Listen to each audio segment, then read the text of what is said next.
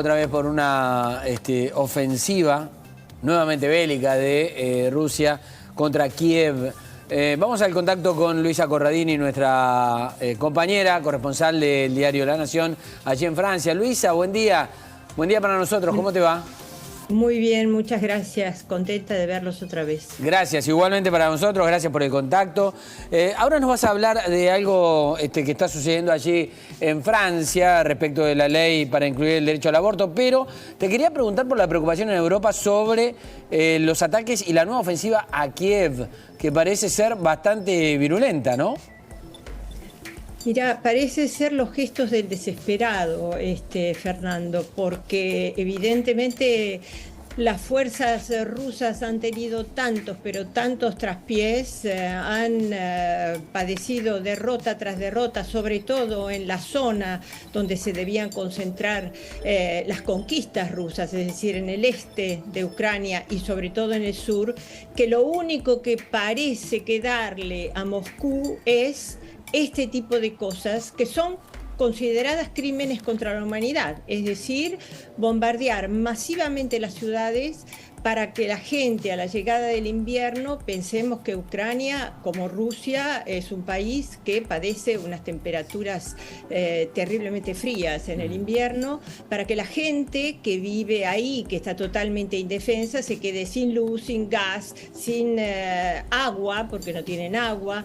Lo que es absolutamente fascinante es cómo los ucranianos dan pruebas de resiliencia, porque, Fernando, un día destruyen un sector de la ciudad y al día siguiente la gente de Ucrania, es decir, los servicios públicos de Ucrania, consiguen restablecer la luz, el agua y todo lo que les destruyeron. Es una cosa absolutamente increíble para todo experto militar y especialista de conflictos bélicos que siguen en las situaciones. Es una cosa única. Eso que está marcando vos es lo que está desorientando también a las fuerzas rusas, ¿no?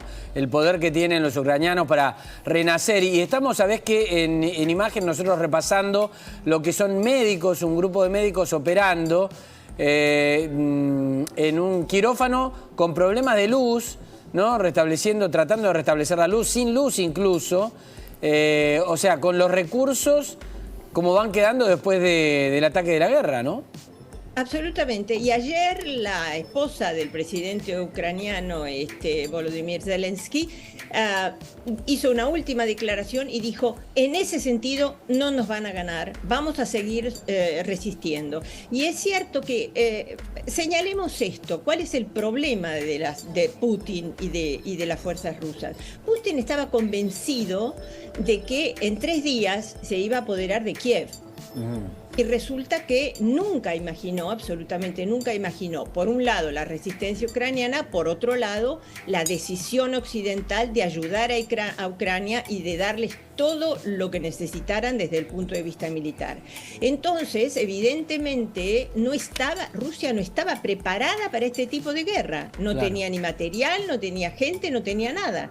En consecuencia, vemos lo que estamos viendo. Y ahora el punto central, el que vamos a tener que seguir con muchísima atención, es Crimea, porque Crimea es no negociable para Putin. Putin puede, digamos que entre la espada y la pared, podría llegar a negociar el este de Ucrania, los 4 oblasts que ganó y de los cuales se apoderó. Pero Crimea es imposible, porque para él es un símbolo.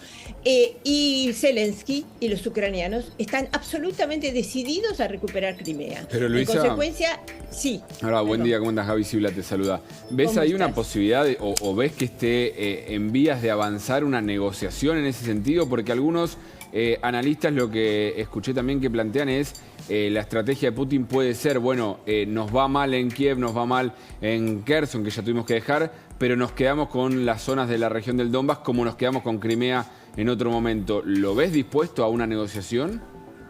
Pero pongámonos en el lugar de Zelensky y de los ucranianos y el precio que han pagado por esta invasión y por parar esta invasión.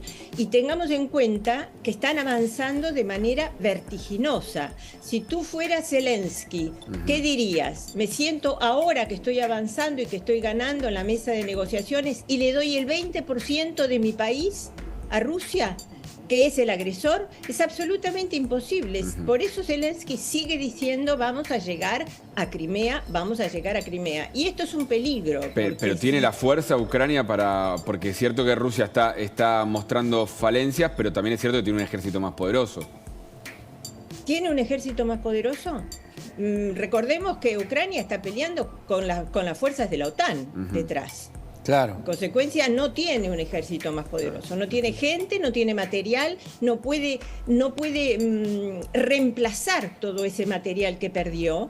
La flota del Mar Negro ha desaparecido, los aviones están en tierra, no hay un solo avión que vuele sobre Ucrania ni en la región del Mar Negro. Lo único que le quedan son los misiles. Y recordemos que las sanciones occidentales están produciendo un efecto nefasto, pero desde el punto de vista militar, lo único que puede hacer Putin es utilizar material viejo de la Segunda Guerra Mundial, porque ni siquiera tiene los insumos que necesita para restablecer las fuerzas, el material militar que tenía, y por otro lado no tiene tiempo, porque digamos que fabricar tanques o fabricar misiles o fabricar todo ese tipo de cosas toma años, ¿no es cierto? Luisa. En consecuencia, sí. No. Te quería preguntar respecto de esto mismo que estás diciendo sobre Zelensky, con lo cual Ucrania, Zelensky, pasaría de estar a la defensiva y recuperar lo que había invadido Rusia a pasar a la ofensiva y tratar de recuperar lo que había perdido Ucrania en Crimea. Pero es que en este momento Ucrania está en una fase ofensiva. Y lo que están haciendo los rusos es tratar de pertrecharse y tratar de... Están levantando, por ejemplo, barreras para evitar que las fuerzas ucranianas puedan llegar a entrar a Crimea, porque recordemos que entrar a Crimea significa incluso llegar a las bases que tienen en el Mar Negro. Es una situación extremadamente alentadora para Ucrania, sigue siendo terriblemente dramática porque ahora llega el invierno, pero digamos que el invierno incluso va a beneficiar las fuerzas ucranianas porque los terrenos se congelan y entonces esto permite a los blindados avanzar más, cosa que no se podía hacer demasiado durante la primavera. Luisa, antes de despedirte y agradecerte el contacto, contanos, ¿están los franceses por incorporar el derecho al aborto en la Constitución? Efectivamente, si esto sigue así, lo van a hacer. La medida que fue propuesta por el bloque de izquierda y apoyada por el partido del presidente Emmanuel Macron fue aprobada en asamblea, es decir, por diputados esta semana. Ahora tiene que seguir el proceso parlamentario, pero es muy probable que así sea, sencillamente porque viendo lo que estamos viendo con el avance de las extremas derechas y los populismos en todo el mundo, los demócratas franceses no quieren correr el riesgo de que ese derecho que fue tan duramente ganado por las mujeres vaya de pronto a dar marcha atrás. En consecuencia, es probablemente una buena medida. Luisa, gracias por el contacto, como siempre. Que tengas un buen fin de semana. Gracias a ustedes. Hasta luego. Luisa Corradini, desde Francia.